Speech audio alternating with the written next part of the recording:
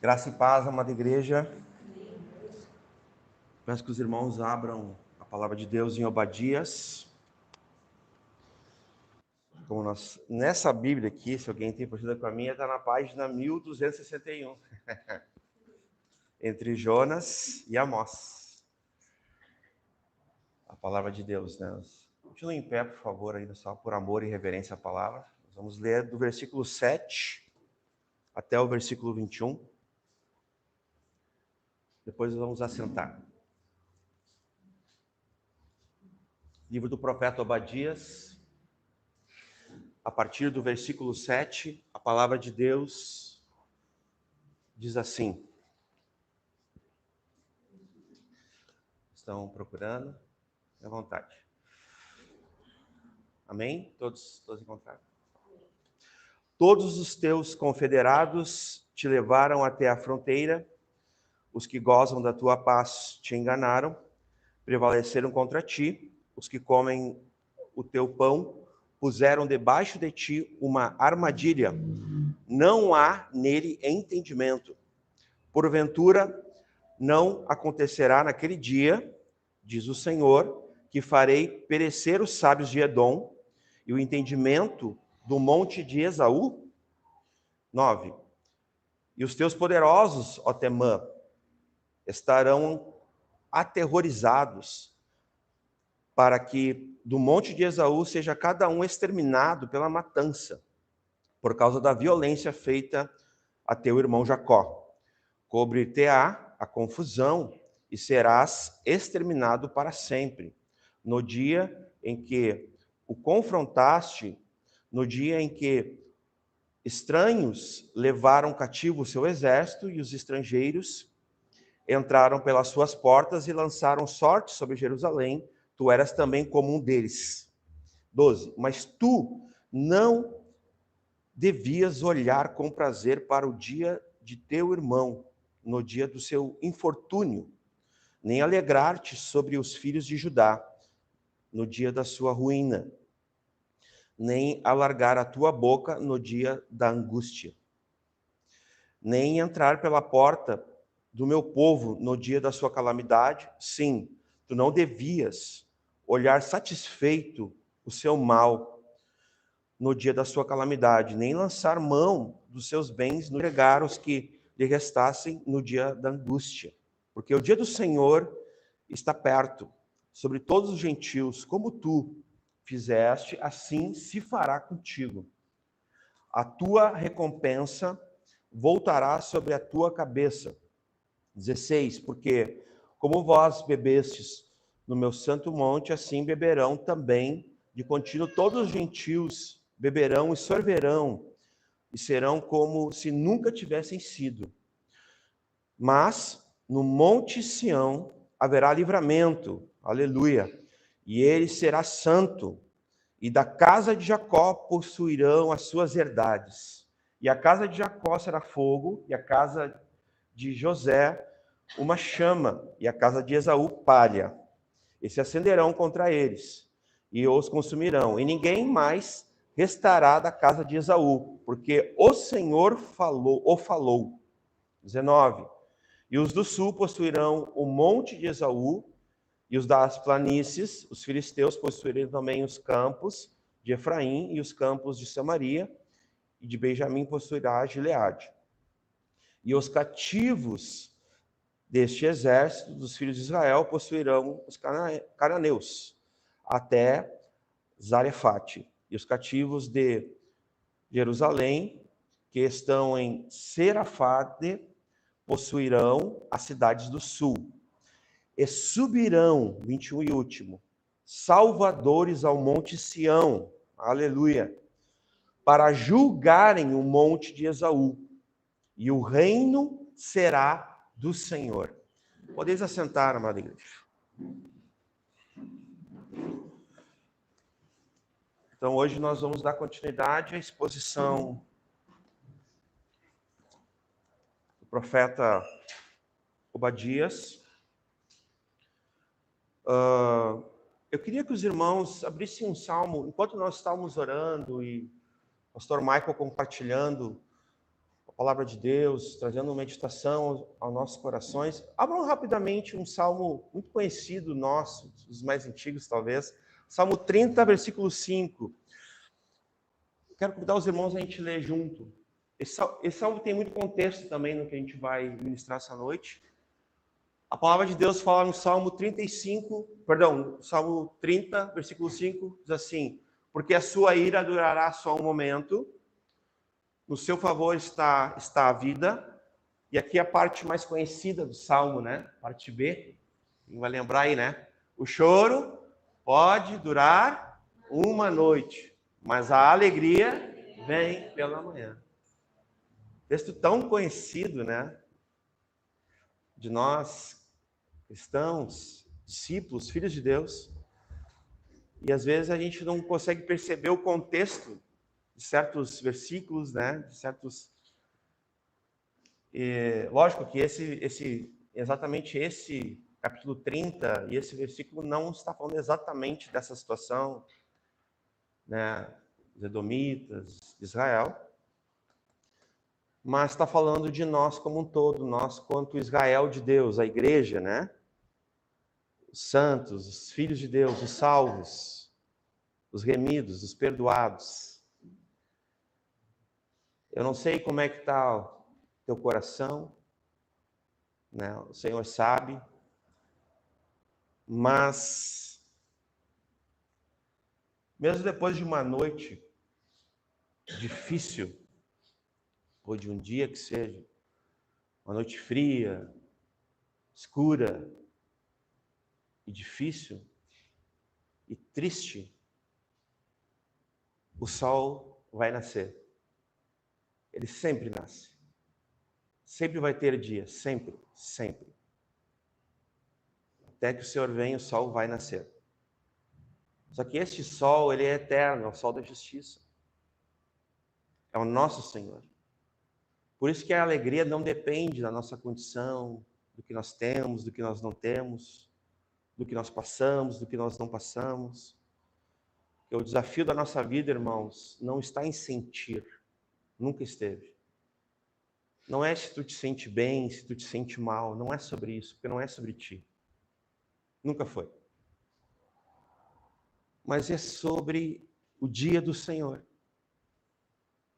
É por isso que nós vivemos, é por esse dia em que o nosso Senhor, o nosso Salvador, o nosso Criador vai nos levar triunfantemente, alegremente, com a alegria da salvação, de fato, né?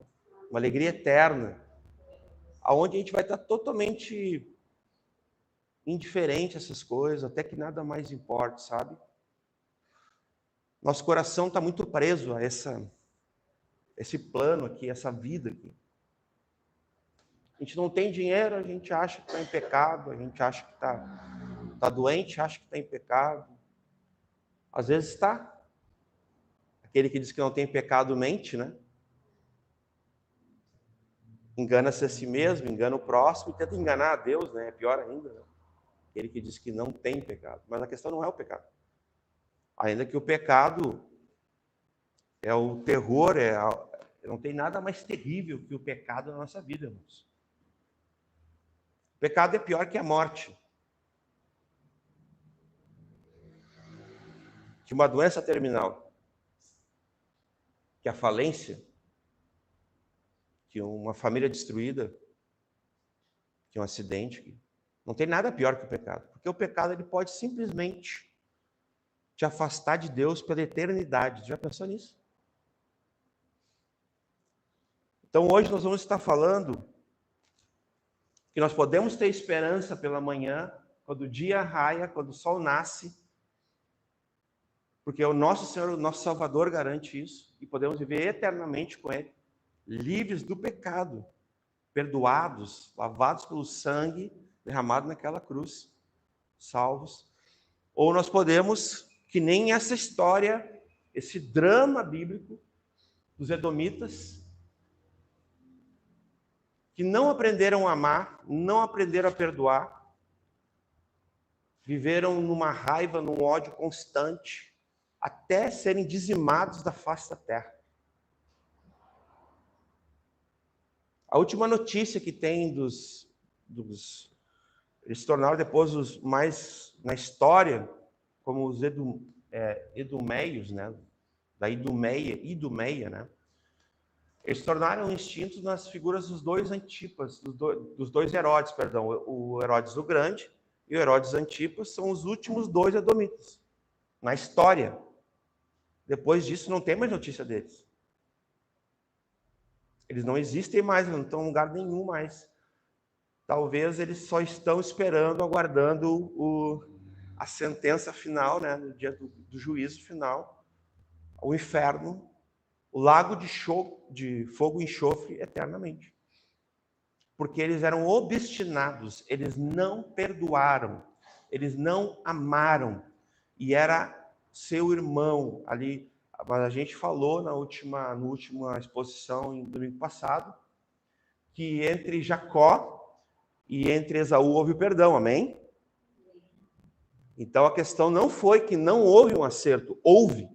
Biblicamente, historicamente, houve um acerto.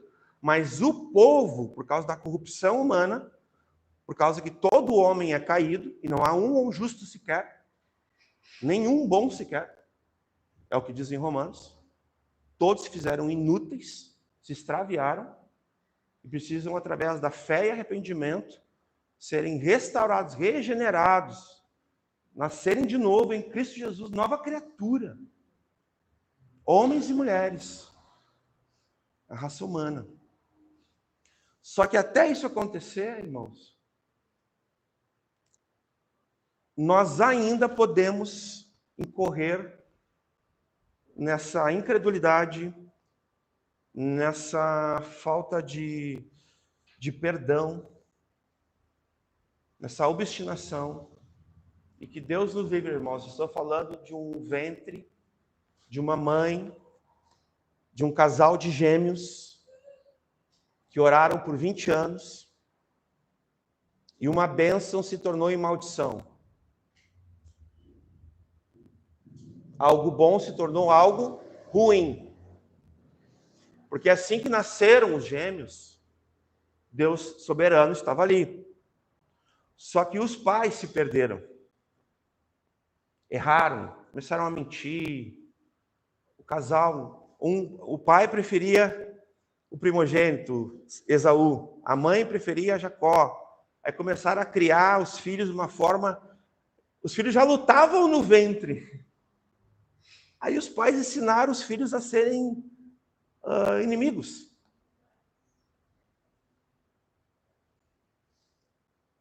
As coisas pequenas que acontecem na nossa vida, meus irmãos, se nós não corrigimos, nesse aspecto não tem pecadinho e pecadão. Coisas sutis, assim, pequenas. Assim. A gente deixa passar, sabe? A gente faz vista grossa. É como aquelas raposinhas, né? Diz a Escritura. Vem para roubar a nossa... que nós temos, a nossa paz, de fato. Mas assim, meus irmãos, se tornou uma história, um drama que atingiu 2000 anos de existência. Guerras, blasfêmia, zombaria, mortes, violência, furtos, ambição, avareza, falsas alianças, falso poder econômico, geográfico, político, falsa sensação de segurança. Então, Obadias foi escrito para Edom. E nós temos que lembrar de uma coisa: eles tinham o mesmo ancestral, eles tinham a mesma mãe, o mesmo pai. Não se esqueçam disso. Nós vamos fazer uma distinção aqui de Obadias. Ele vai falar sobre Edom e sobre Israel, sobre Esaú e Jacó. Mas eles eram família. Eles eram irmãos.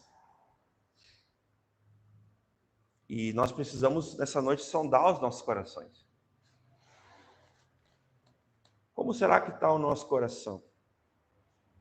Será que ele está mais parecido com Esaú? Com os edomitas? Com Edom? mais, melhor dizendo, ou mais parecido com Israel? Se for Israel, o Salmo está aqui. Alegria vem pela manhã. Essa é a palavra para Israel, para nós.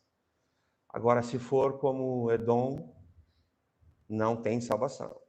Não nesse sentido. Porque eles não perdoaram, eles odiaram até o fim, não aprenderam a amar, então receberam um castigo de Deus. Nos dois sentidos. Mas, dito isso, eu quero que a gente preste bem atenção nesses contrastes, nesses detalhes sobre esses dois povos, sobre esses dois irmãos, essas duas famílias, né? Essas duas nações. Porque nós estamos falando também sobre o mundo e a igreja, amém? Nós também estamos falando de nós aqui, sobre a igreja e o mundo. O quanto nós olhamos para o mundo, né? A gente acha injusto algumas coisas, né? Mas no mundo os caras não são fiéis a Deus, não obedecem, não têm uma vida piedosa, santa e prosperam, né? Como em alguns salmos bem claros, assim, né? Será que isso preocupa o teu coração? Então, como foi dito aqui, né? Até que nada mais importe, meus irmãos.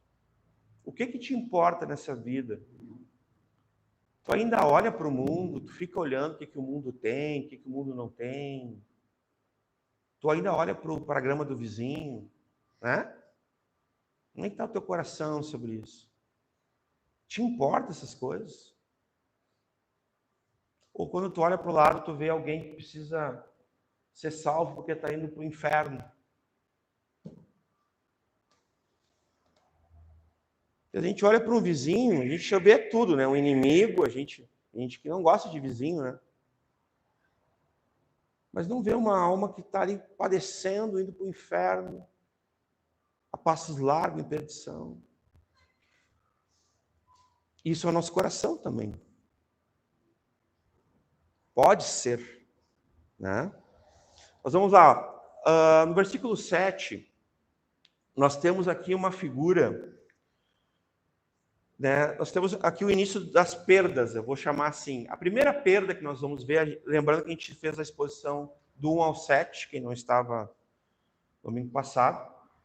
Aqui é a primeira perda que foi das alianças feitas, foi dessas parcerias, né? Essas alianças com outras nações, com outros povos, para destruir Israel. Então, Edom, né, todos os teus confederados te levaram até a fronteira, né, até o máximo. Os que gozam da tua paz te enganaram, né?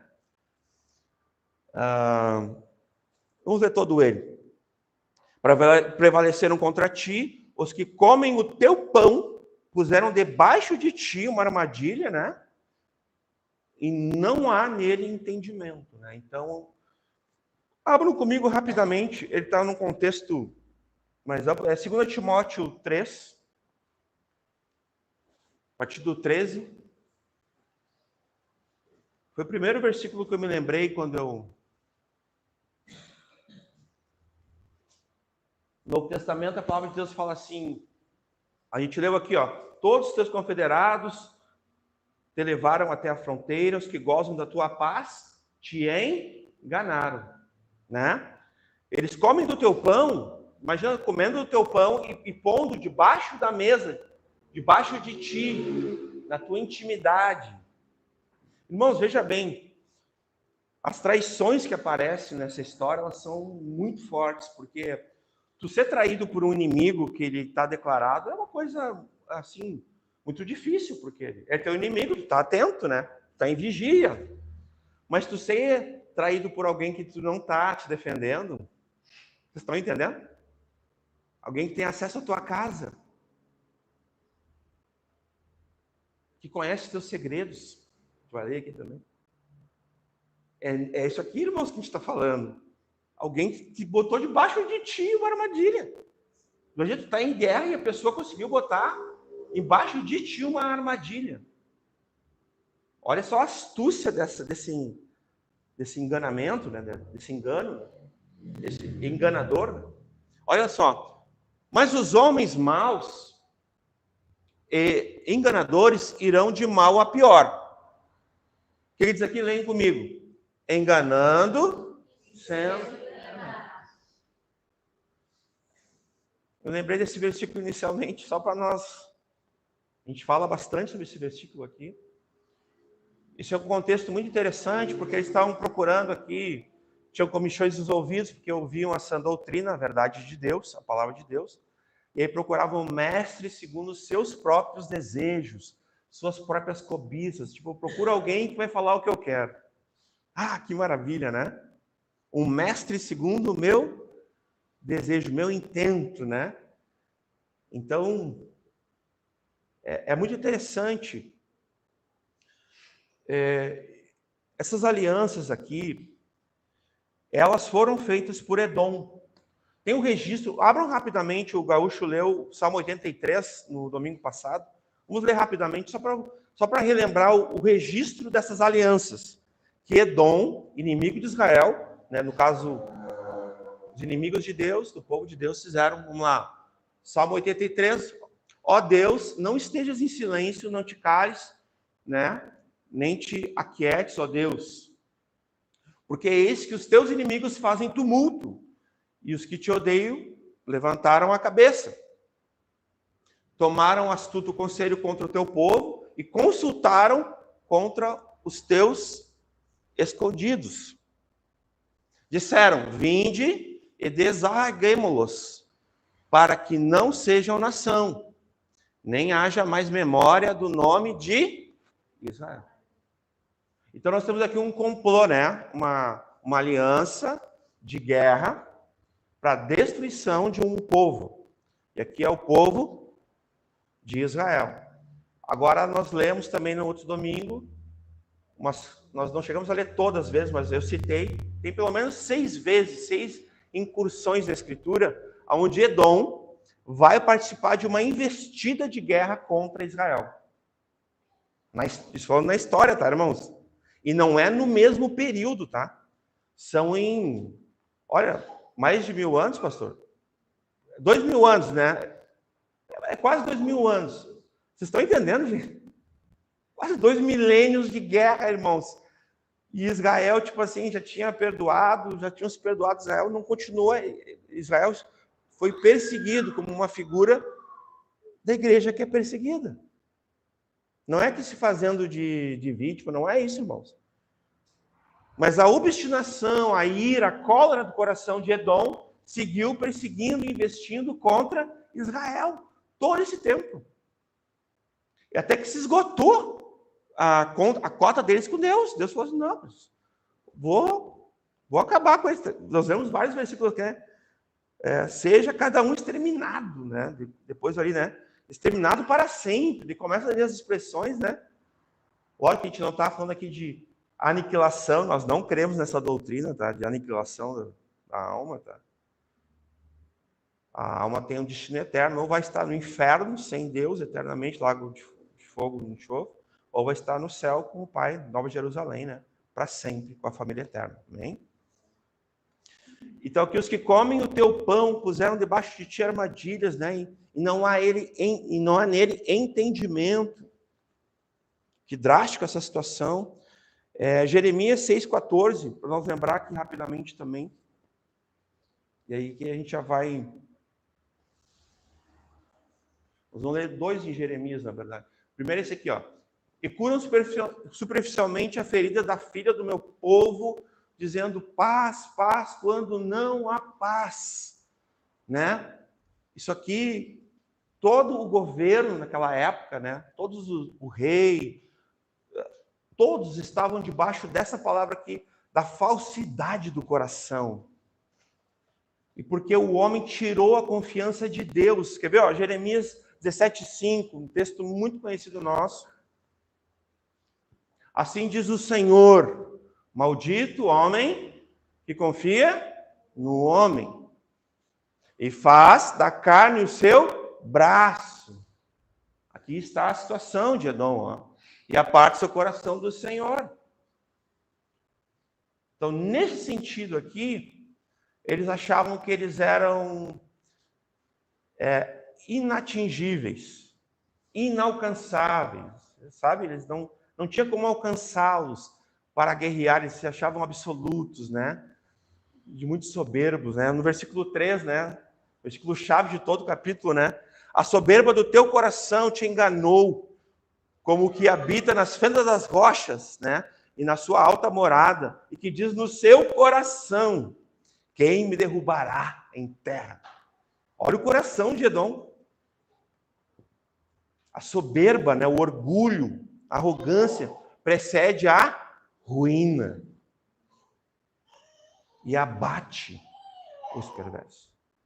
Abate o altivo, né? Irmãos, a soberba derrubou um anjo do céu. E toda uma potestade, uma legião. E a soberba também derrubou um homem na terra. Através desse homem, todos os homens. A soberba derruba. Deus resiste ao soberbo. Veja bem, a expressão resiste é uma expressão de guerra.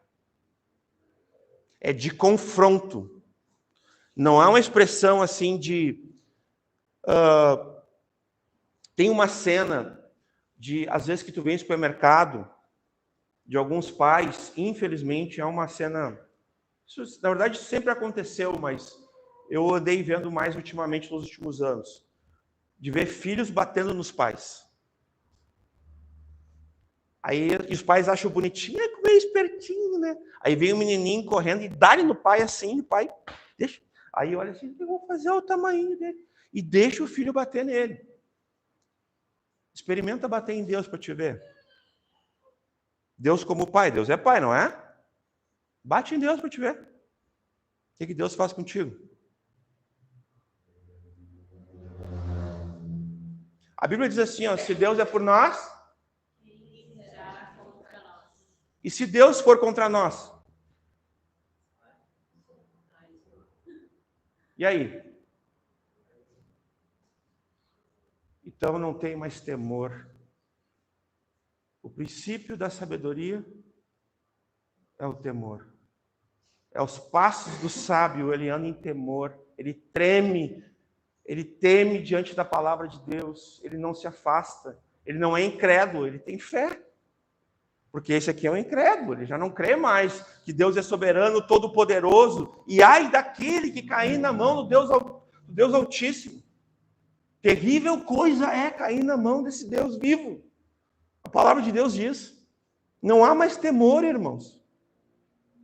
Não há mais temor.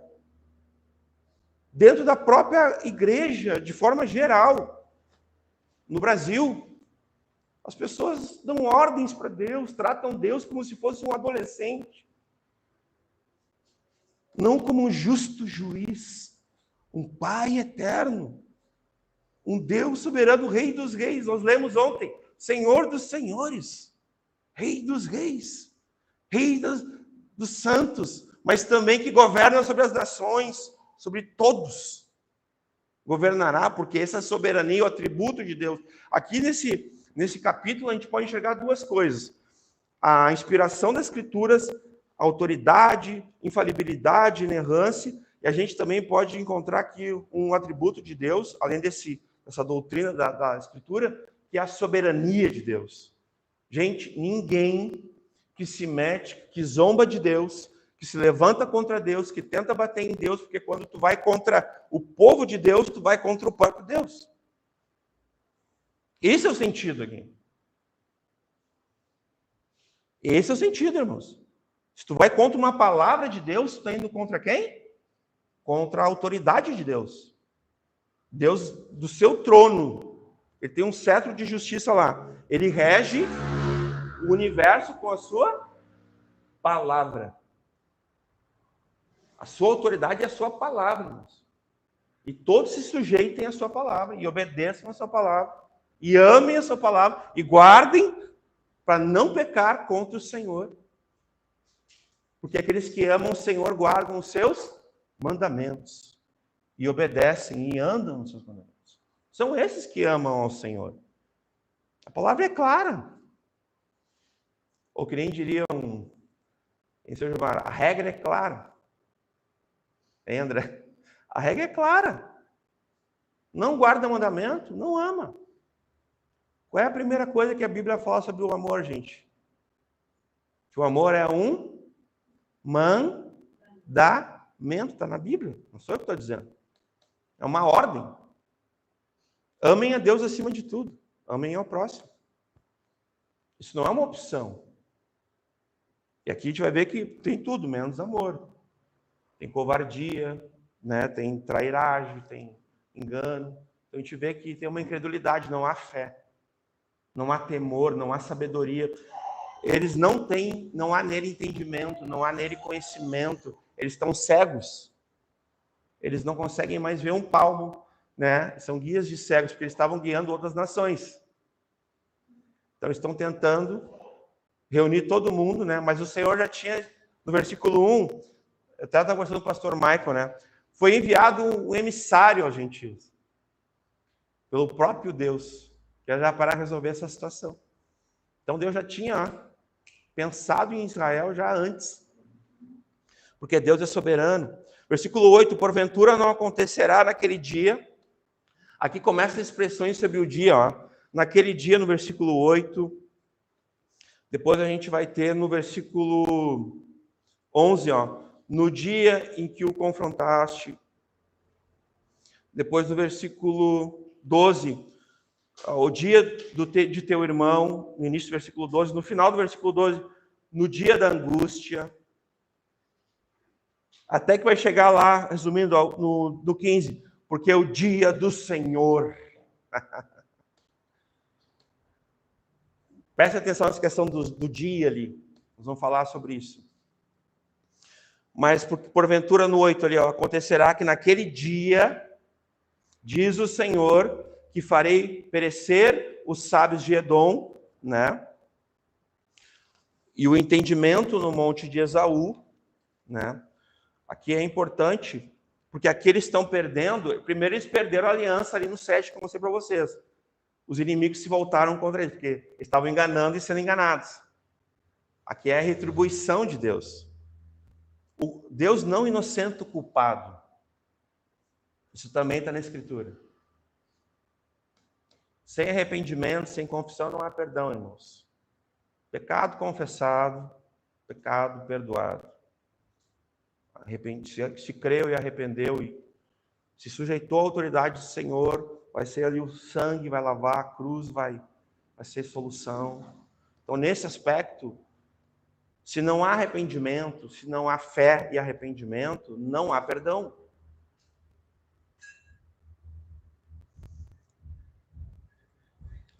E aqui, porventura não acontecerá naquele dia, diz o Senhor, que farei perecer os sábios de Edom.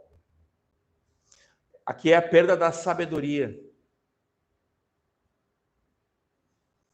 Então, agora estão perdendo a sabedoria. Deus vai começar a tirar tudo deles. Vocês lembram no livro de Jó, que tinha um dos amigos de Jó, ele era chamado Elifaz. Esse Elifaz, ele era de Temã. E ele era um filósofo, ele era assim, ele aparece 2 vezes em Jó e ele aparece dando conselhos, falando, é um dos que mais vai filosofar lá com Jó, é esse cara aqui, ele faz. Ele era um edomita.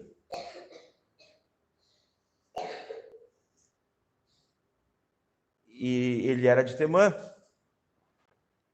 Então, na verdade, eles tinham essa cultura de homens sábios, de filósofos. Daí Deus vem e começa a tirar o quê que eles vão perder agora?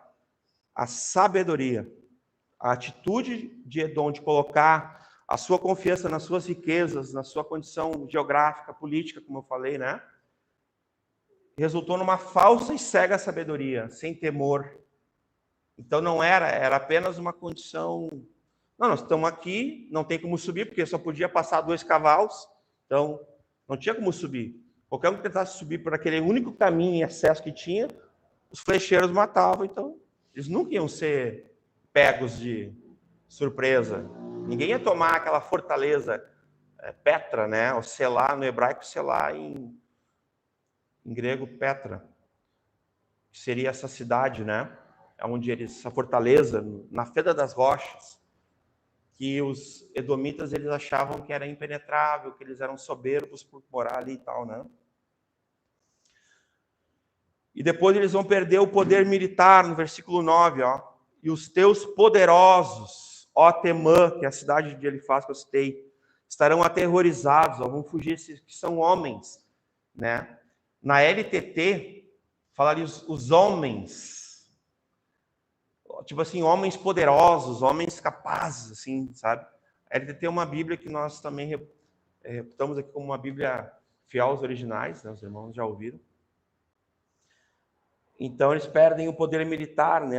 Pode ver, ó, ali não adiantava eles estarem na Fenda das Rochas, porque, ó, a parte B do versículo, os de Temã estarão atemorizados para que do monte de Esaú seja cada um exterminado pela matança. Na 1, 2 e 3. O Senhor é Deus zeloso e vingador. O Senhor é vingador e cheio de furor. O Senhor toma vingança contra os seus adversários e guarda a ira contra os seus inimigos. O Senhor é tardio em irar-se, mas grande em poder. Ao culpado não tem por inocente. O Senhor tem o seu caminho na tormenta e na tempestade, e as nuvens são o pó dos seus pés. Volta na outra aqui. Ó, então o Senhor não tem o culpado por inocente. Somente em Cristo nós estamos salvos. Estamos perdoados. Somente pela fé em Cristo Jesus, pela graça salvadora em Cristo Jesus, nós podemos, né, receber o perdão, né? Nós podemos ser justificados redentivamente. Nós vamos ali receber redenção, a paga, né, da nossa dívida. Nós que éramos alvos da ira, filhos da ira de Deus, nosso Senhor. Irmão, isso aqui tá aqui em Naum, tá? Mas isso aqui é a palavra de Deus, amém? A palavra de Deus permanece. Passarão os céus e a terra, mas a minha palavra, as minhas palavras permanecerão. Tem gente que diz que isso aqui não vale mais. Isso é uma heresia. Vou repetir. Tem pastores, tem pregadores, tem alguns ministérios que dizem que é por causa que é Antigo Testamento, é como se não fosse mais a maravilhosa, viva, eficaz, divinamente inspirada, poderosa palavra de Deus, que não tem mais validade na 1, capítulo 1, versículo 1 e 2. Acreditam nisso?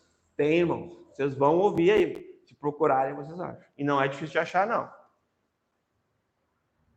Apresentam um evangelho de um Deus sem justiça, sem ira, um Deus que não julga, um evangelho sem cruz, sem Cristo, sem arrependimento, sem perdão. Então, vamos continuar aqui. Ali, Romanos 12 e 19 também, só para nós concluir versículo 8 ali, bem rapidamente. Não vos vingueis a vós mesmos, amados, mas dai lugar à ira, porque está escrito, minha é a vingança, a ira de Deus, né? Eu recompensarei, diz o Senhor. Amém? Então, Senhor, não se vinguem. Entreguem para o Senhor. O Senhor é o nosso Deus zeloso, justo, vingador. E Ele vai tomar conta, né? Que nem aqueles que clamavam, que a gente falou ontem lá no nosso encontro, maravilhoso, né? Senhor, vinga-nos. Derramaram o nosso sangue inocente, né? Versículo 10, a perda da honra. Por causa da violência feita a teu irmão, cobrir-te-á a confusão e serás exterminado para sempre. Mais uma vez a expressão exterminado. Ó. Então aqui a gente tem aquela máxima, né? Violência gera violência. É muito interessante isso aqui, irmãos, porque essa opressão deles, a falta de temor, se voltou em desonra para eles. No versículo 2 a gente vê ali, ó, eis que te fiz pequeno entre os gentios, e tu és muito desprezado, né? Muito desprezado. Aqui já é Deus desprezando eles, Deus desonrando eles. Porque eram obstinados, eles tinham uma dura serviço, eles não se arrependiam, eram inimigos de Deus, inimigos do conhecimento de Deus. Né?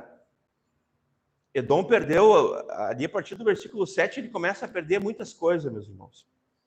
No 5 e o 6, eles perderam ali, digamos assim, a sua riqueza, depois no 7, né, e no 8 eles vão perder a sabedoria, entendimento, a inteligência, perda da força militar, eles vão perder a questão econômica deles, a posição.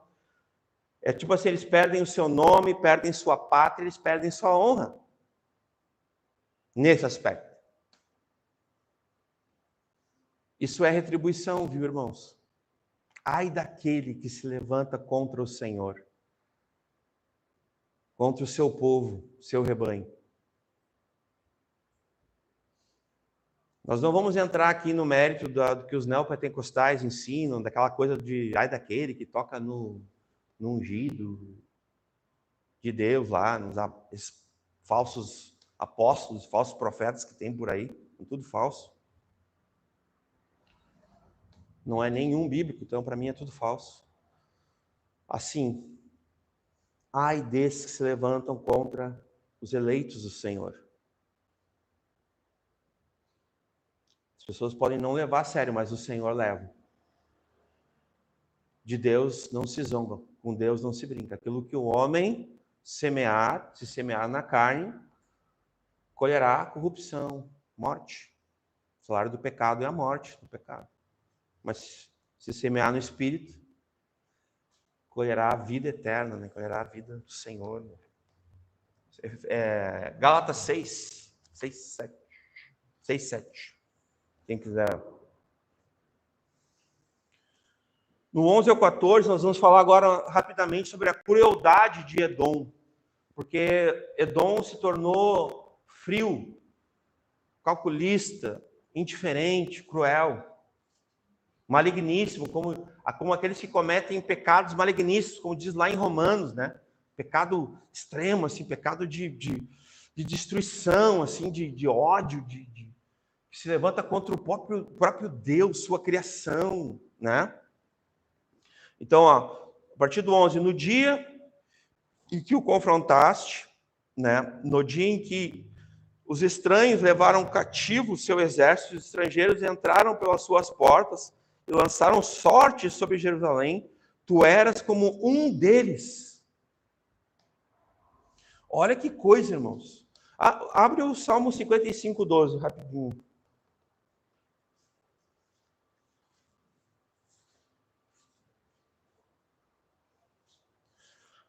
Pois não era um inimigo que me afrontava. Nós tínhamos comentado um pouco antes ali, né? Uma coisa parecida, ó. Então, eu teria suportado, se eu soubesse que era inimigo, né? Nem era o que me odiava, que se engrandecia contra mim, porque dele não teria me escondido. Mas eras tu, homem meu igual. Imagina, irmãos, né? Da descendência, do mesmo ancestral, da mesma mãe, meu guia, né? E meu íntimo amigo. Aqui tem as duas aplicações, irmãos. Tanto de Edom para Israel, a gente pode também entender, quanto daqueles que estavam aliançados, que eram amigos de Edom, e Deus mostrou para Edom, ó, quer ver? Ó? Está aqui a tua retribuição, mais uma vez. A mesma forma que o nosso Deus é galardoador aos seus filhos, aos que o temem, os que obedecem, os que vivem conforme os seus mandamentos, Deus também retribui. Deus não toma o culpado por inocente. Isso é um engano que estão disseminando por aí. A impressão é que dá é que no final, no dia do Senhor, no dia da angústia, né, onde todos os povos até se lamentarão e verão quando o Senhor voltar, começa ali a aflição de muitos. Vai ser que nem Hollywood. Pá! Vai dar tudo certo, todo mundo vai ser salvo, belezinha. Uhul! Estamos salvos. Essa é a impressão que dá. Tu conversa com um monte de gente, fica todo mundo assim, né? Ah, nós estamos bem. Parece que vai ser um final de filme apoteótico, assim, onde todo mundo vai ser salvo. Aquele universalismo maravilhoso, né? Bem ensinado. Eu nunca vi como é bem ensinado o universalismo, né? Hoje está até difícil argumentar com universalistas já. Por incrível que pareça. Porque eles têm uns argumentos assim, tu fica assim, nossa, se tu conhecesse da Bíblia, tu ia ser um bom apologeta, né? Porque é tudo menos Bíblia, né? A esperança que eles têm é única, que no final vai dar tudo certo e todo mundo vai ser salvo. O coração daquele pai e daquela mãe que não criam os seus filhos conforme os mandamentos, conforme a Escritura. Não, esses são meus filhos, como eu vou na igreja, vai dar tudo certo para eles. É assim ou não? Não é assim, mas é assim que fazem. É assim que fazem. Parece que é por... Só o fato de eu trazer minha filha todos os domingos aqui é suficiente para que a minha filha seja convertida? Não é, irmãos. Não é. Se eu não pregar o evangelho para minha filha e dizer para ela que ela está a passos largos para o inferno, que ela merece o inferno, e ela precisa ser salva por Jesus, Jesus precisa se tornar o Senhor da vida dela, ela vai para o inferno. O que a gente não entendeu? Ou filho de peixe, peixinho é? Quem falou? Onde está isso? Filho de crente, crentinho é? Onde é que está escrito isso? Tu garante o quê? O que tu pode garantir? Nem um fio de cabelo, Jesus falou, nem um fio que cai da tua cabeça tu pode garantir. Daí a gente cria os nossos filhos para tudo, né? Para ser um advogado, um engenheiro, um médico, mas não cria para obedecer, para amar o Senhor, para guardar os mandamentos. Deus o livre criar um filho para ser pastor, né? Mas Deus o livre, né? É fracasso. Deus o livre criar uma filha para ser uma esposa, né? Parece que está falando uma blasfêmia, assim, né? Não, estou criando minhas filhas para serem esposas, mães, para serem mulheres que vão servir a Deus, cuidar da casa, que vão cuidar dos maridos e vão glorificar a Deus. Serão louvadas pelo Senhor. Mas Deus o livre de falar isso aí. Fui falar isso, me convidaram para falar nos 15 anos, até hoje nunca mais falaram comigo. Eu falei mesmo, falei, tu foi criada para ser uma mulher, um dia tu vai ser uma esposa, um dia tu vai ter filhos, tu vai ter uma família, tu vai honrar o teu marido, tu vai honrar o Senhor, vai servir tua família, a servir a tua igreja, e tu não precisa de nada mais. Pronto. Falei uma heresia lá no aniversário. Falei uma heresia. Aí a gente vê as meninas aí, trabalham feito umas... Não tem tempo nem para se coçar.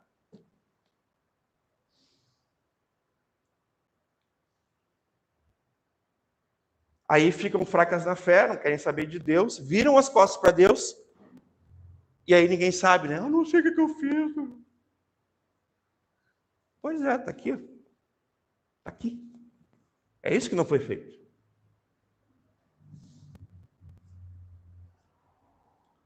Quando a gente brinca com a instituição de Deus, a família, com a igreja, com as vidas, a gente está brincando com Deus.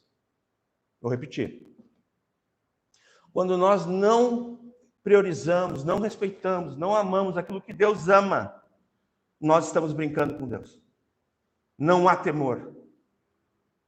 Se tu não prioriza o que Deus prioriza, se tu não ama o que Deus ama, Não vem com essa conversa, não vem. Nem se apresenta. Pode estar zombando de Deus e nem sabe. Está brincando com Deus e não sabe. Daí que vai colher, não gosta da colheita. Baseado no que a gente está falando isso? Porque mesmo dentro da nossa casa, nós temos a família, nós temos a igreja, nós temos essa família aqui, nós temos a família em casa, nós temos os familiares. Nós podemos confiar no homem, nós podemos confiar na profissão, nós podemos confiar nos bens materiais, na nossa força, no nosso dinheiro. Meus irmãos, o que vai nos salvar? Pode o dinheiro nos salvar? Uma profissão pode nos salvar? A tua família pode te salvar? Teu pai, tua mãe, teu marido pode, tua esposa pode salvar? Ninguém pode salvar. Tu não pode salvar. Nem tu mesmo. Somente Jesus pode nos salvar.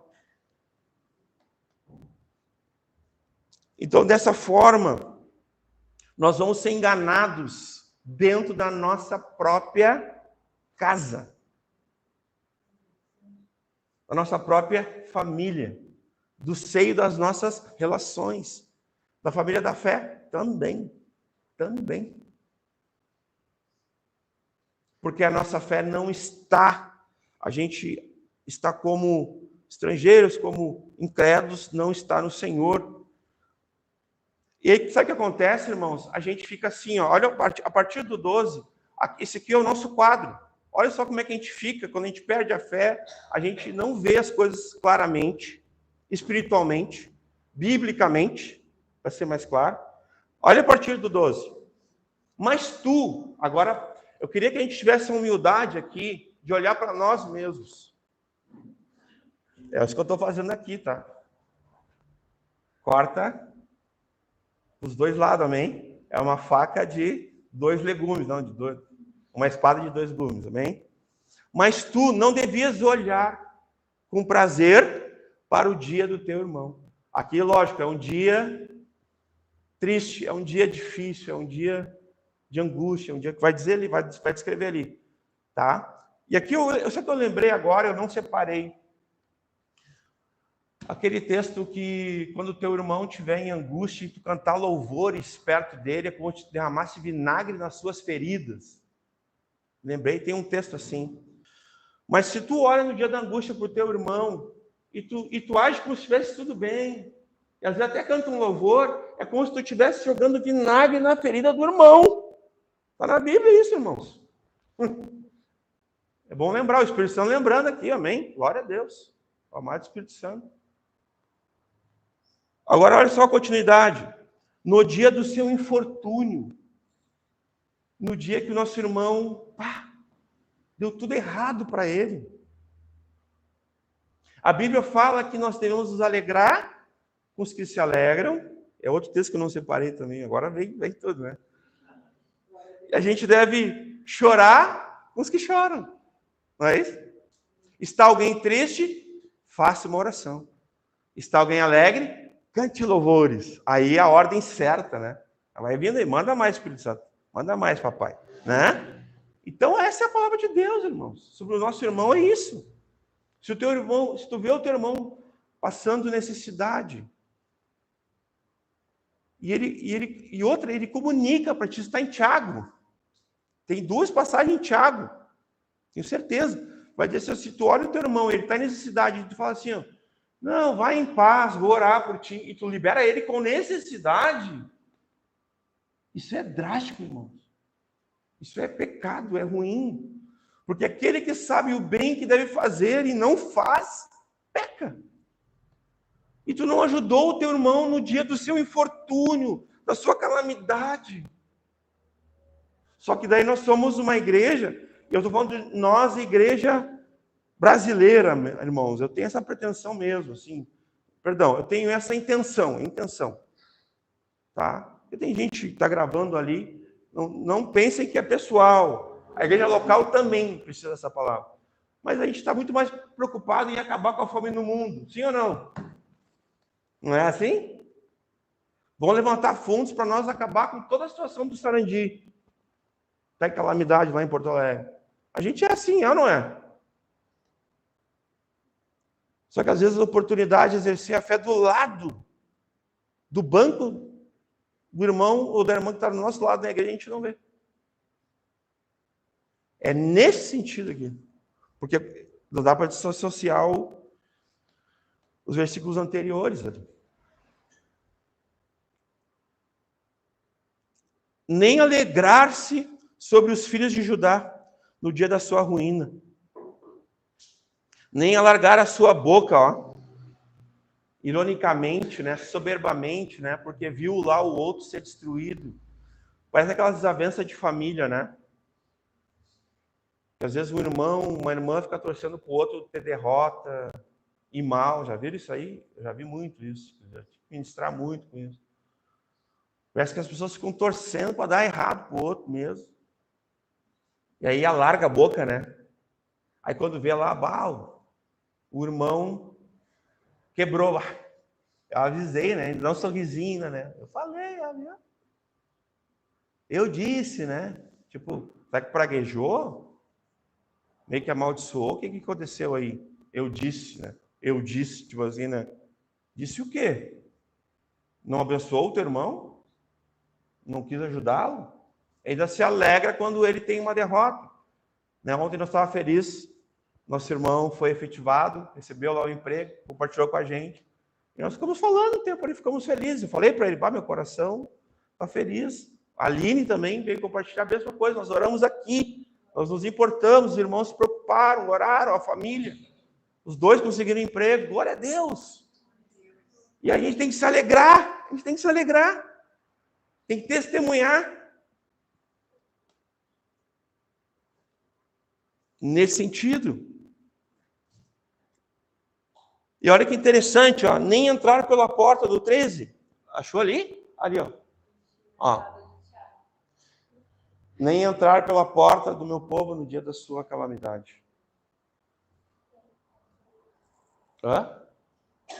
Aqui, ó.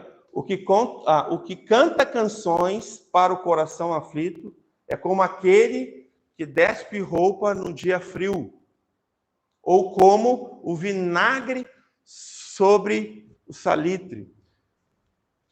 Mas assim, olha o 13. Nem entra pela porta do meu povo no dia da sua calamidade.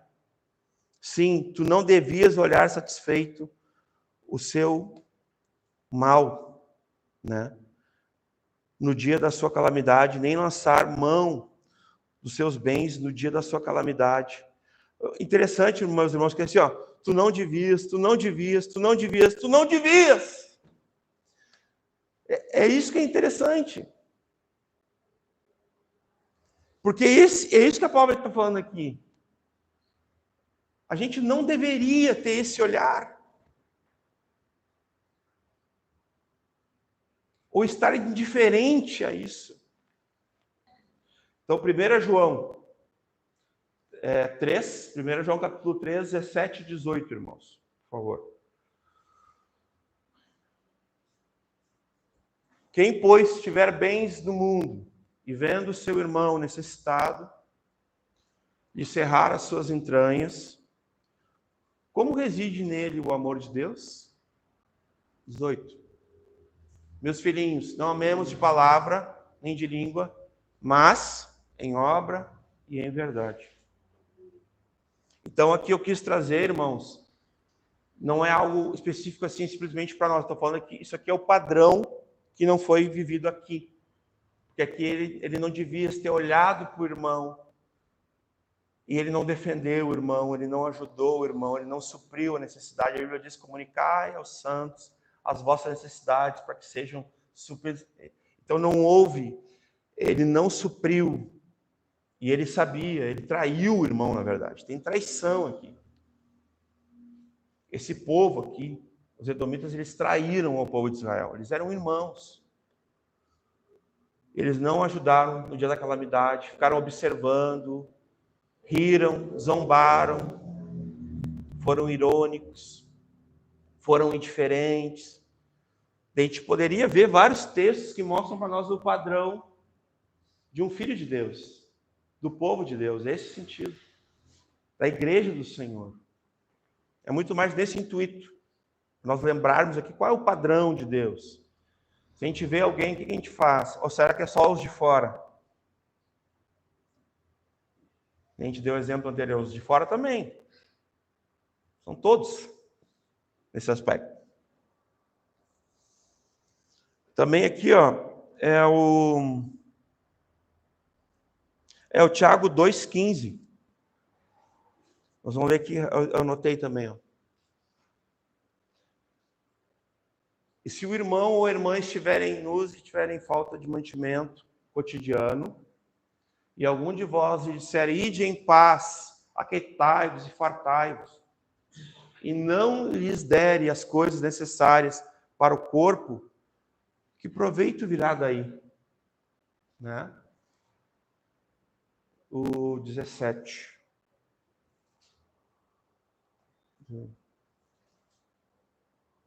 Assim, também a fé, se não tiver obras, é morta em si mesma. E agora, Tiago 4,17. Aquele, pois, que sabe, né, fazer o bem e não o faz, comete pecado. Então, a gente lembre disso, para que a gente não caia nesse pecado, nessa incredulidade, nessa falta de prática, de fé, que a Escritura está mostrando aqui em Edom. 14. Obadias, versículo 14. Nem parar nas encruzilhadas para as extremidades, né? Os que escapassem, nem entregar os que lhes restassem no dia da angústia. Sabe o que aconteceu aqui, irmãos? Alguns conseguiram escapar, tiveram uma emboscada, começaram a matar todo o povo de Deus, tá? E aí Edom foi tão covarde, tão cruel, que eles não estavam lá na linha de frente lutando contra Israel. Só que eles fizeram? Eles ficaram escondidos, esperando nas encruzilhadas aqueles que escapassem, crianças, mulheres, idosos. Vocês estão entendendo? O que eles faziam? Eles pegavam eles roubavam, alguns eles faziam de escravos e outros eles matavam. Vocês veem que tamanha crueldade? Isso aqui eu não estou falando por mim mesmo, tá? Tem vários textos, olha, tem no mínimo uns que vão contar essa história aqui no Antigo Testamento. Eu não vou ter tempo aqui vou tentar concluir. Mas queria que vocês soubessem que foi isso que aconteceu. Que é isso que a Bíblia diz, não o que eu estou dizendo. Eles foram sorrateiros, covardes. Então a gente viu a partir do 11 aqui até o 14, só vou retomar rapidinho aqui, ó. Edom, ele luta contra o seu irmão em vez de defendê-lo, né, que eu comentei, né? Uma triste realidade, né? Depois ele se alegra com a derrota do seu irmão em vez de chorar por ele, em vez de chorar com ele. Ele vai tratar o seu irmão, né? E a gente vê ali o escritor, né? Não devias. Depois ele rouba o seu irmão no dia da sua calamidade, né? Em vez de socorrê-lo, em vez de ajudá-lo, acolhê-lo, ele rouba o seu irmão. É como, vocês lembram do bom samaritano? Me lembrei aqui, irmãos. A Bíblia diz que teve o levita, ali teve aqueles que passaram pelo bom samaritano, passaram ao largo, né? Foram 2 que passaram. Vocês lembram? Ele tinha sido assaltado, deixaram ele quase semi-morto, né? Bateram muito nele, levaram tudo. Aí passou 2 religiosos e passaram ao largo dele. Aí um certo, a Bíblia diz, né? Na CF eu achei interessante, né? Um certo samaritano passa por ele e vai ao seu encontro. E ali ele ata suas feridas, faz tudo aquilo que a gente já sabe, cura. Aí bota ele numa hospedaria, né? Aí paga lá. Paga o dia depois, fala, se faltar depois eu volto aqui e pago mais. E é uma coisa que a gente, no nosso cristianismo, irmãos, bíblico, a gente tem que lembrar disso. Porque assim, ó, os religiosos, muitos são assim. O que é meu. Deus me deu. Aí Deus vai usar um improvável, né? Porque o samaritano, a gente sabe qual é a situação do samaritano ali. É Jesus quebrando paradigmas, né? Contando essa história. E o que Jesus está falando ali? Que o samaritano ele chega com um outro discurso, fala assim, ó, o que é meu é teu. Viu como muda a atitude? E o do outro pode ser teu também, e o que é meu também vai ser do outro, porque daí entra o cara da hospedaria. Isso não aconteceu com os outros dois.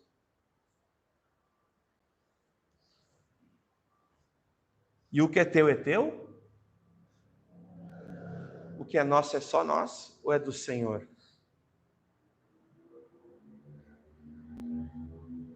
Não precisa responder para mim. De quem é o que tu tem? É teu? Ou é do Senhor? Está à disposição? Para quem está à disposição? Né? Edom ajudou a matar os seus irmãos por ódio, por falta de perdão, não amou os seus irmãos. Então, esse é o tempo de retribuição ali, no versículo 15, ó, porque o dia do Senhor está perto, todos os gentios, como tu fizeste, assim será contigo, a tua recompensa voltará sobre a tua cabeça. Eu não vou ler aqui, mas no Salmo 145, não, vamos ler rapidamente, Salmo 145, do 18 ao 21, é 3 versículos, deixa eu só ler aqui com vocês, ó. Perto está o Senhor de todos os que o invocam, e de todos os que o invocam em verdade. Ele cumprirá o desejo dos que o temem, e ouvirá o seu clamor e o salvará.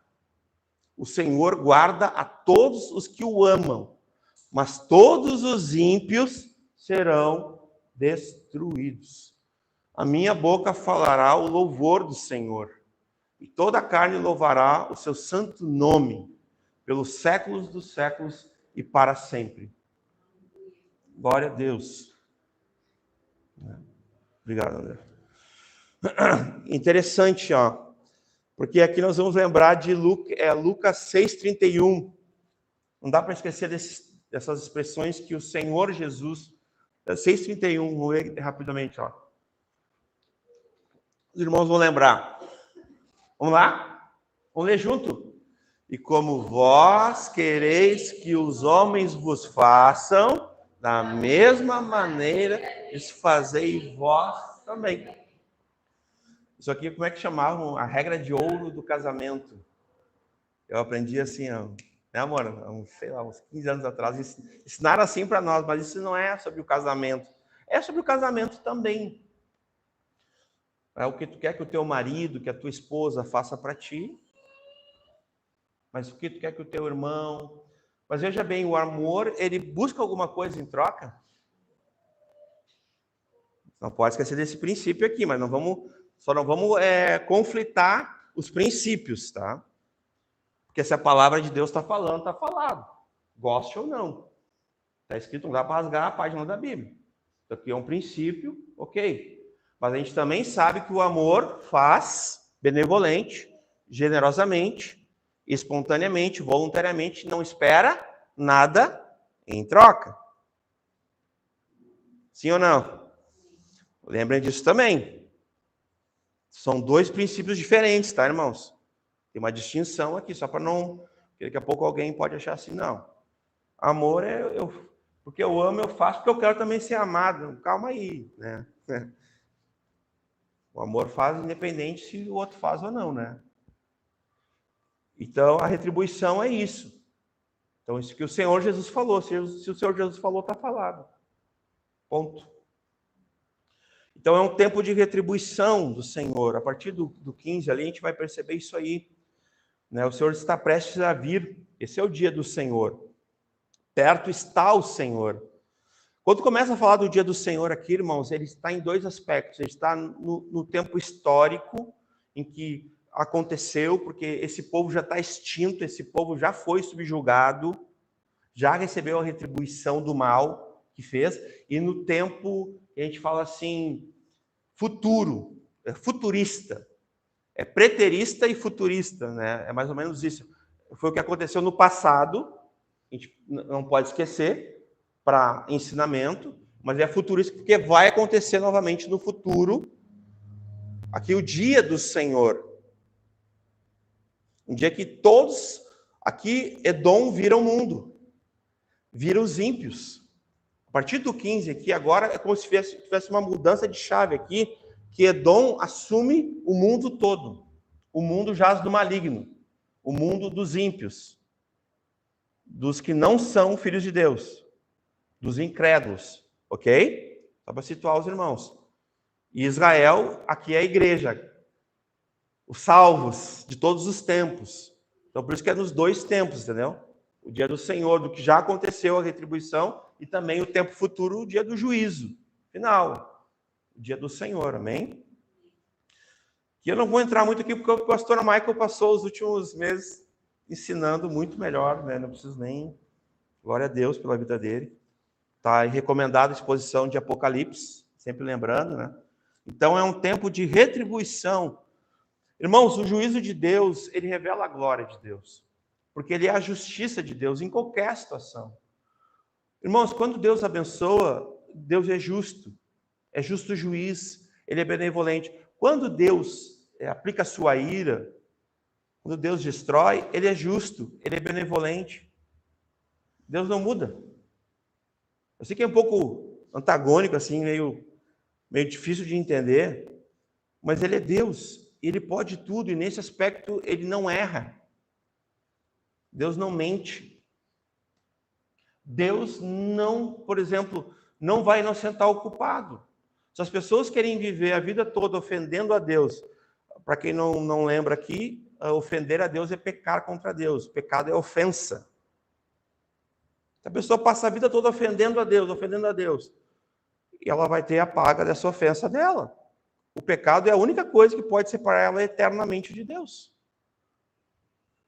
Então, nesse aspecto, Deus não deixa de ser um pai amoroso, um Deus justo, um juiz, um Deus criador, que zela pela sua criação. De jeito nenhum. Ele continua sendo. Por isso que na Bíblia vai dizer que poucos passarão pela porta estreita. E que muitos passarão pela porta larga. Isso não sou eu que estou dizendo. Então, a gente tem aqui no versículo...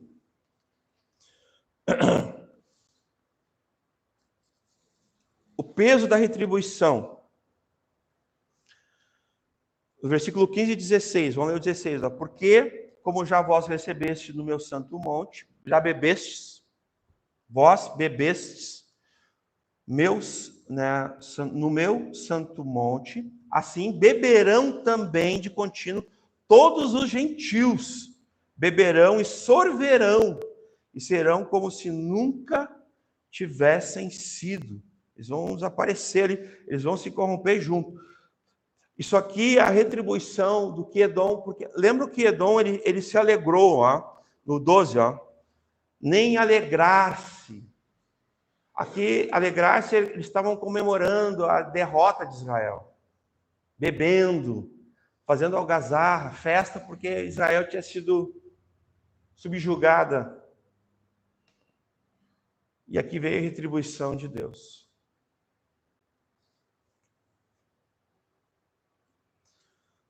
E aí nós vamos entender uma coisa, esse princípio, né, da retribuição de Deus, ele precisa ser levado a sério.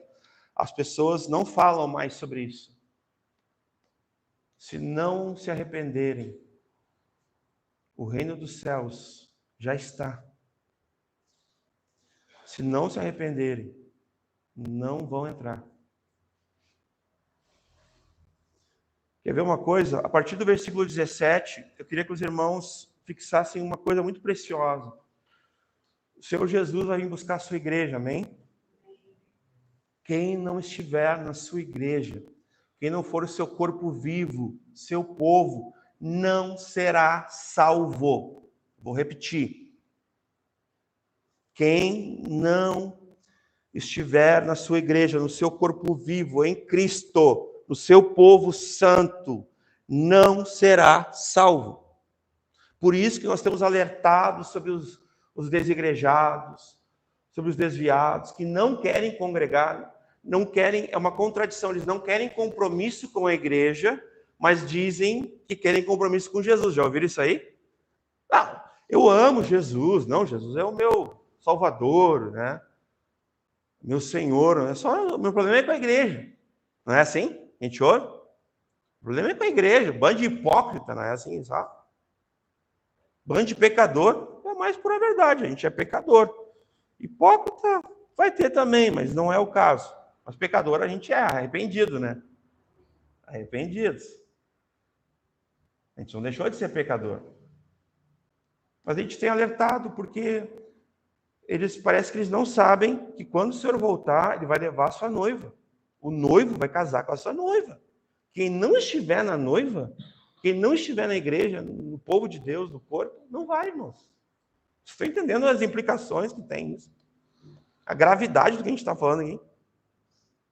Como é que pode, então, a gente ficar confortável em ver as pessoas que a gente ama, conhece, fora do povo de Deus?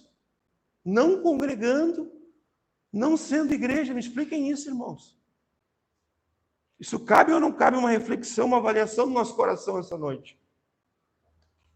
Eu tenho muitos amigos, irmãos, que não estão congregando. Pessoas que se converteram comigo. Abandonaram a igreja, não amam mais a igreja, não querem saber de igreja, de pastor, de nada. Realmente estão feridos, tem de tudo. Eles falam um monte de coisa. Estou ferido, sistema, né? Tem, assim, os discursos, irmãos, são muitos. Assim, é tri difícil. Mas eu não posso deixar, eu digo para todos eles, todos, eu digo, se o Senhor voltar, vocês não vão. Tu não vai. Se tu não perdoar a igreja, a impressão que eu tenho é que as pessoas têm que perdoar Deus, sabia? Às vezes parece isso, que a pessoa tem um problema com Deus. Às vezes eu falo assim, perdoa Deus, por favor. O que Deus fez para ti, né? Que a pessoa não quer saber. Daí tu vai perguntar, mas estou bem, minha fé está bem, eu leio a Bíblia, eu oro, eu canto, faço o meu culto doméstico, tem de tudo. Só que eu não preciso da igreja. Eu não preciso de pastor, não preciso ser pastoreado, não preciso de comunhão. Não precisa da fé, não precisa da Bíblia, não precisa de nada. Porque é muito incoerente um discurso desse. Os igrejados estão aí. O seu Israel me convida para jantar na casa dele, aí vou lá. Aí a esposa dele fica a semana toda vendo cardápio, hospitalidade e tal. Aí quer me apresentar, eu vou lá, janto tudo, daí na hora de ir embora ele me leva até a porta, daí ele fala assim, eu falo, estava tudo muito bom, só não gostei da tua esposa. Ele, como assim, maninho? Pô, cara, convidei para vir na minha casa, minha esposa ficou a semana toda vendo cardápio, hospitalidade, tudo, e tu vem dizer para mim que tu não gostou da minha esposa? Meus irmãos, como é que vocês acham quando Jesus escuta que alguém não gosta da igreja? Vocês estão entendendo? Como é que tu acha que Jesus se sente? Eu não gostei da tua esposa. Jesus deu a vida pela igreja. Maridos, amai as vossas esposas como Cristo amou a igreja se entregando por ela. Morreu numa cruz. Eu só usei de exemplo, tá? Podia ser Maninha, Aline. Viu como é incoerente esse discurso? Porque, tipo assim, esse tempo uma famosinha aí falou, né? Jesus é o cara que estraga o fã-clube. Como assim? A gente nem tem que dar voz a essas coisas. Até me perdoe falar isso aí. Não tem nem dar voz a essas coisas assim, mas eu ouvi isso aí. Um tempo atrás saiu na mídia aí. Se tu não estiver na igreja, tu que está desigrejado, está desviado. Se tu não estiver na noiva, na igreja, no povo de Deus, quando o Senhor voltar, tu não vai. Misericórdia da tua vida. Não vai. Está aqui. 17, vamos ler aqui, ó, vamos lá. Mas no monte Sião haverá livramento, e ele será santo. Aqui é a igreja, irmãos. Haverá livramento, será santa. O Senhor vai ordenar. Entendeu? O Senhor vai orná-la, santificá-la pela palavra, vesti-la com linho fino, um vestido lindo. E da casa de Jacó possuirão herdades. Né? Ele será santo, ó. Haverá livramento e ele será santo. E os da casa de Jacó possuirão as suas herdades, ó. Deus é galardoador. Nós somos a igreja que aqui nós vamos carregar nossa cruz. Por amor de Cristo, nós vamos padecer. Nós vamos passar por tribulações, por aflições. Mas lá nós teremos a herdade, a coroa, meus irmãos. Ser fiel até a morte. E dar-te-ei a coroa da vida. É nesse sentido. Quem? Os da casa de Jacó, a igreja. Os do monte de Sião. A igreja, o povo de Deus. Os escolhidos, os eleitos. Os salvos. Diferente de Edom, aqui mudou o personagem agora. O foco aqui. Já Edom, exterminada. Obstinada. Sem perdão. Aqui não, perdão. As misericórdias, a bondade, a vida eterna, a graça. Onde abundou o pecado, superabundou a graça. Aqui nós vemos a riqueza de Deus. Ele é a nossa herança. Ele é a nossa herança, o santo. E a casa de Jacó será fogo. Agora olha só a unidade do Senhor aqui, ó. Que aqui é o reino do sul e o reino do norte, né? Se tornando uma coisa só. Uma só igreja. Porque é uma só igreja, tá? Perdão. Sempre foi. Não se tornou, sempre foi. Só corrigindo aí. Mas aqui é porque naquela época tinha o reino do sul e o reino do norte. Então por isso que, ó, a casa de Jacó, né, e a casa de José. Uma será fogo, a outra será chama, ó. E as duas vão botar fogo na palha. Que é Edom. A Bíblia diz que Deus se ri dos inimigos, não é? Lá em Salmos, Deus se ri daqueles que o afrontaram, que se levantaram contra ele. E esse é um Deus misericordioso, compassivo, com aqueles que o amam, com aqueles que se arrependem. Ó, e a casa de Esaú será palha, e se acenderão contra eles e o consumirão. Ó, os dois, é melhor serem dois do que um, né? Os dois reinos, que será um reino só, né? A gente vai ver no final. Eles resistirão ele, ó, e combaterão, e eles vencerão. O final da Escritura é esse, meu irmão. A gente lê o final da Escritura. O Senhor vence, amém? O Senhor reina. Porque, sabe por quê, irmãos? Porque desde o princípio lá, o versículo 1, a visão de Obadias, assim diz o Senhor Deus. Depois, logo abaixo, temos ouvido a pregação do Senhor, versículo 1. Né? Depois vai ter outros, versículo 4, ó, diz o Senhor, final do versículo 4. Depois, versículo 8, diz o Senhor. Aqui eu estou mostrando para vocês a inspiração da Escritura, a autoridade da Escritura, a infalibilidade da Escritura, a inerrância dela, o cumprimento da Escritura. Versículo 8, né? Diz o Senhor, bem no meio. Aí ele vai indo, ó. Aí lá no versículo 18, o final, o que diz? Leiam comigo. Final do versículo 18. Aqui. Vamos lá juntos. Porque o Senhor falou. Então, desde o princípio, ele mandou um emissário para juntar todos para se reunirem contra Edom, para dar a Edom em retribuição que Edom fez com Israel. Então, por que aconteceu isso aqui com a casa de Esaú? Porque o Senhor falou. a inerrância, o cumprimento da profecia. Amém? 19. Ó, e os do sul possuirão o monte de Esaú, né? Aí vai ser distribuído, ó. Vai ser distribuído entre os... Lembra que ele ficava pegando como sorrateiro, como um covarde, né? Dando bote ali nas encruzilhadas, com os frágeis, com os fracos, né? Ó, então assim, vai ser tudo dividido, ó. Vão destruir, vão fragmentar ele, ó. E os do sul possuirão o monte de Esaú, e os das planícies, os filisteus, possuiria também os campos de Efraim, e os dos campos de Samaria, e Benjamim possuirá a Gileade. E o 20. E os cativos desse exército, né, os que foram presos, dos filhos de Israel. Porque eles tinham sido feitos escravos. Viram retribuição? Agora serve. Irmãos, quando lá no ventre, Deus falou com Rebeca. Rebeca, né? Rebeca.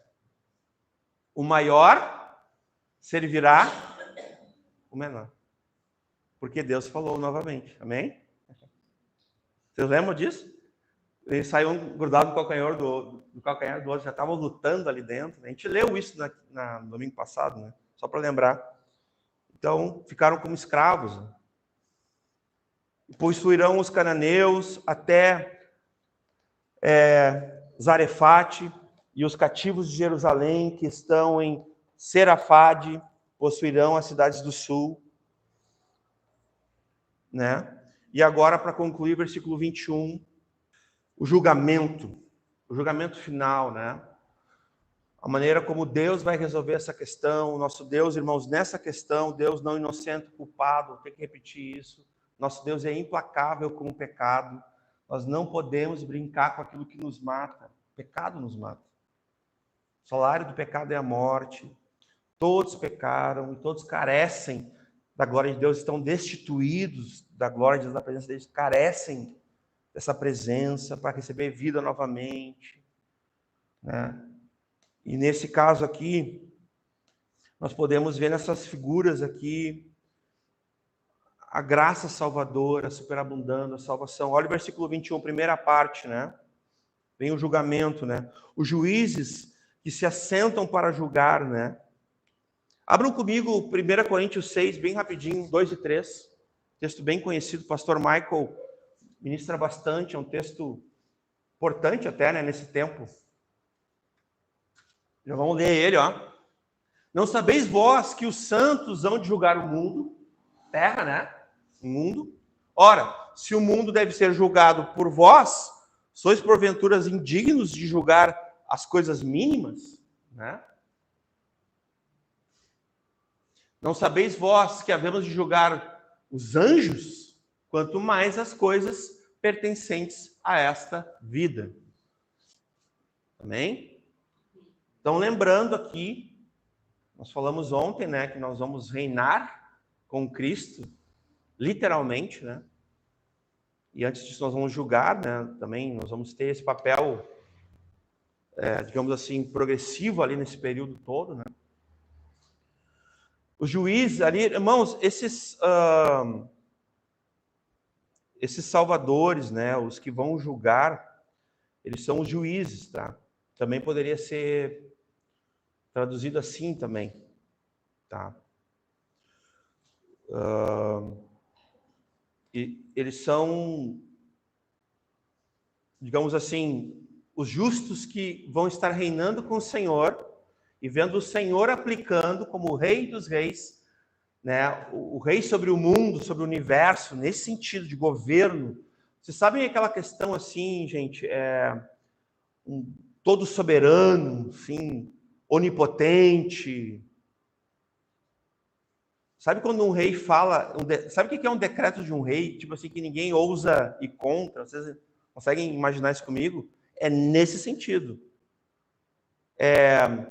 Não tem defesa. Vocês entendem? Nesse sentido aqui.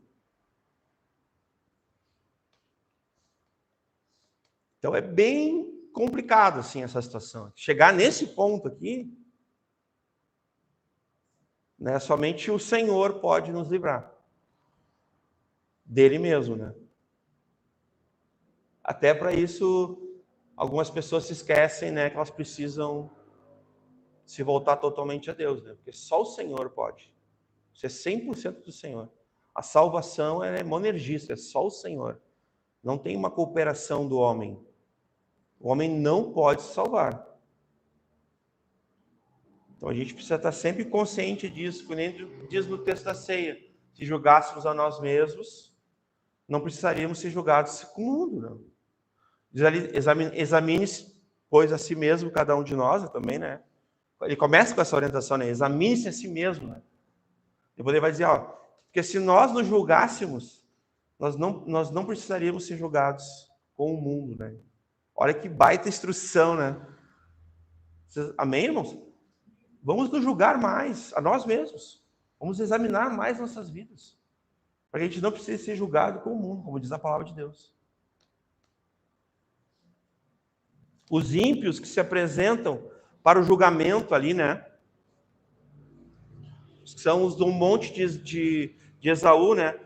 Esses que subirão ali, os salvadores ao monte de Sião, são a igreja, somos nós, os santos, os salvos, os juízes em Cristo, o justo juiz, o Rei dos Reis. E é possível, o pastor Michael, falando esse dia, eu acredito que nós vamos estar em tronos, né? Vocês entendem isso? Nós vamos estar sentados em tronos, irmão. Nós vamos estar julgando toda a terra. A gente não merece isso, eu sei, mas em Cristo, Ele merece. E como nós estamos nele, na sua igreja, no seu corpo, Ele é o cabeça do corpo, estaremos lá julgando os anjos, julgando o mundo. Para julgarem o monte de Esaú, são esses que são os ímpios que serão julgados por nós, tá?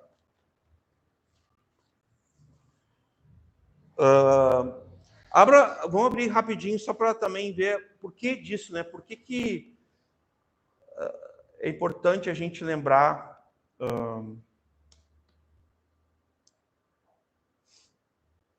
abre Daniel 2, 34 a 35. Aqui a gente já está indo para o fim, tá, irmãos? Estou só... Estavas vendo isto quando uma pedra, né, foi cortada sem auxílio de mão, a qual feriu a estátua nos pés de ferro e de barro, e se esmiuçou. Então foi juntamente esmiuçado o ferro, o barro, o bronze, a prata e o ouro, os quais se fizeram como pragana das eiras do Estil, e o vento os levou, e não se achou lugar algum para eles. Mas a pedra que feriu a estátua se tornou grande monte, e encheu toda a terra. Né?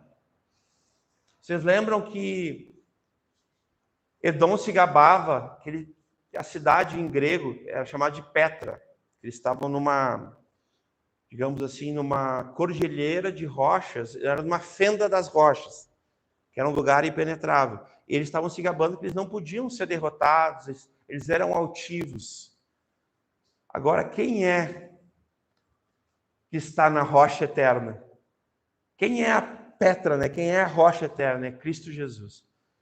E essa é a pedra que enche, que dá toda a segurança aos do monte de Sião. A igreja é o Senhor Jesus, que é inabalável, do seu reino inabalável, que não pode ser abalado, que é seguro. Israel não se gabou, mas Israel agora está completamente, sempre esteve. Deus nunca perdeu as rédeas da situação.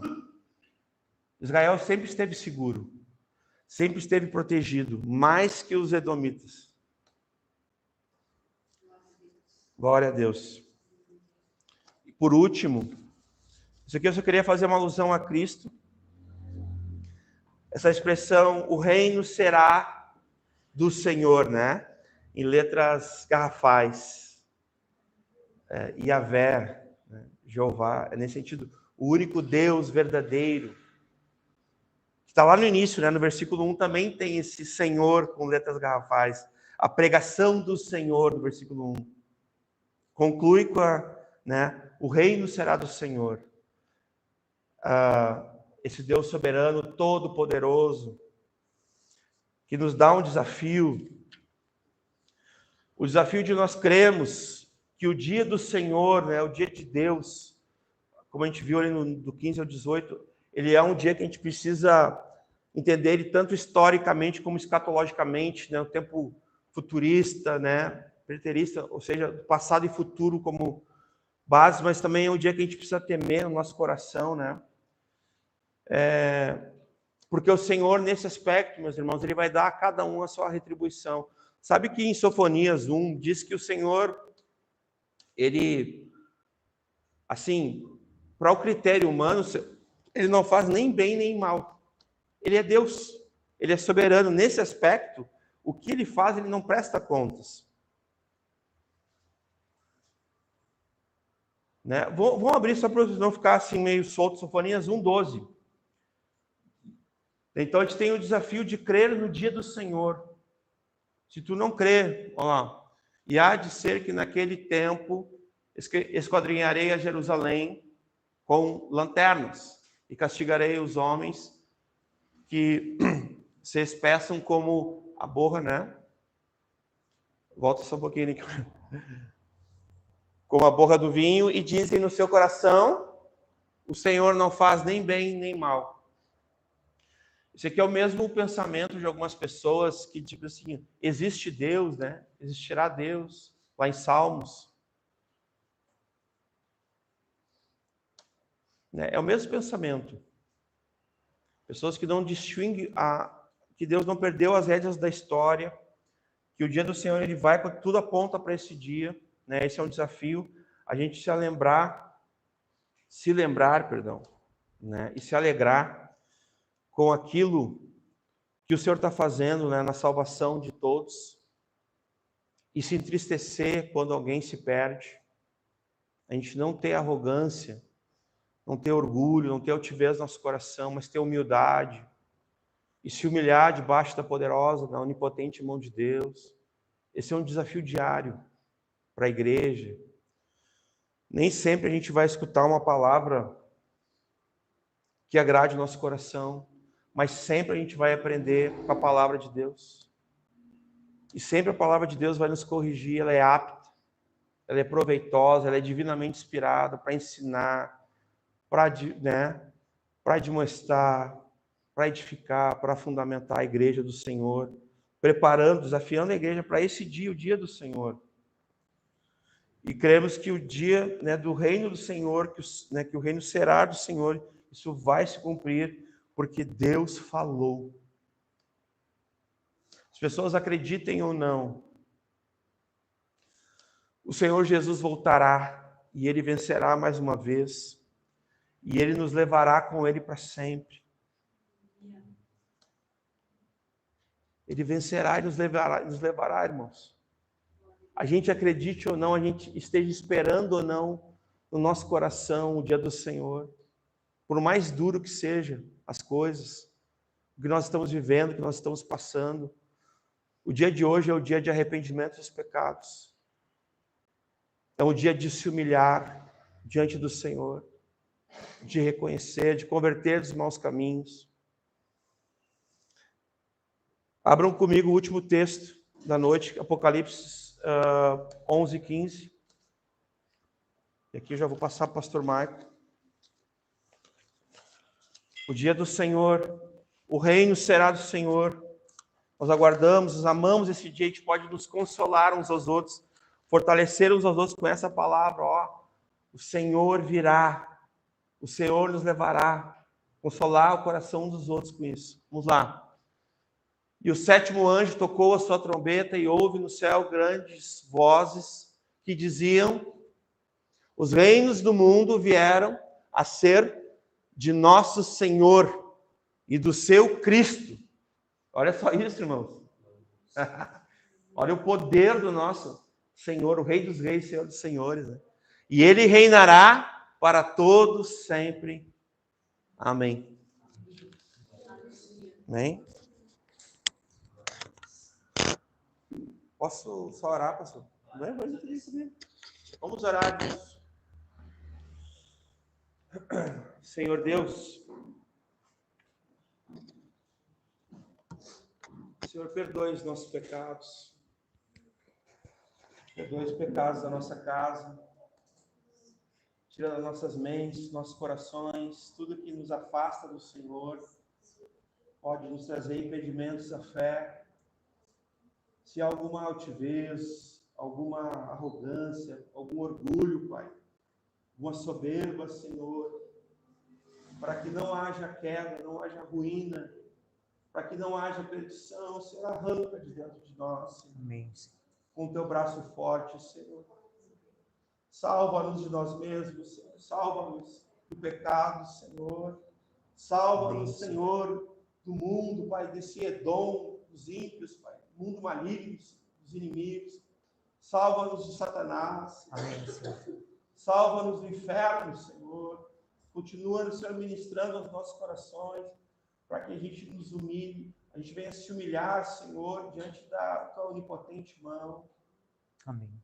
E tributar louvores, adoração, governo somente ao Senhor, Deus Todo-Poderoso, Senhor do Universo, Rei dos Reis, Senhor dos Senhores, Rei da minha vida, Rei das nossas vidas, que governa sobre nós, com sua palavra, com o teu cetro de justiça, Senhor, do seu trono, e nos conduz, Pai, conforme a tua palavra, as tuas ordenanças, mandamentos, que a gente não incorra nesses delitos, nessas ofensas, nesses pecados, Pai, de Edom, mas livra-nos, Pai.